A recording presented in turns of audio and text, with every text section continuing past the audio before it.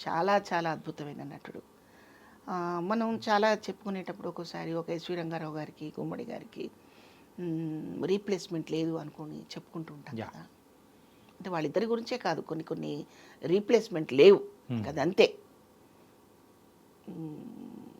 అలా ఆయనకి రీప్లేస్మెంట్ లేదు కోటా గారికి. కోటా గారి లాగా, కోటా గారి రేంజ్ అనుకోవడానికి మనకి ఏమో, నేను ఉన్నంత వరకు చూస్తానో లేదో నాకైతే తెలియదు. చాలా అద్భుతమైన నటుడండి. మొన్న ఆయన చనిపోయినప్పుడు, అంటే ఇప్పుడు కరెక్ట్గా వారమైంది, యా.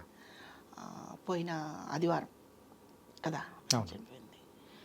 సో చాలా బాధేసిందండి, చాలా చాలా.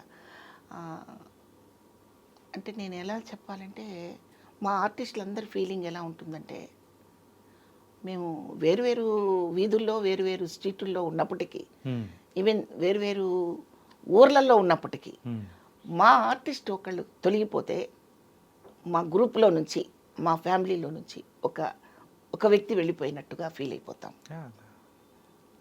అంత బాధ ఉంటుంది మాకు. ఎందుకంటే ఏదైనా ఒక క్యారెక్టర్ చేయాల్సి వచ్చినప్పుడు సమ ఉజ్జీలుగా వెతుక్కుంటుంటాం. అంటే సెట్లోకి వెళ్తే నాకంటే చిన్నవాడు, కొత్తవాడు ఉంటే చేసేస్తాము.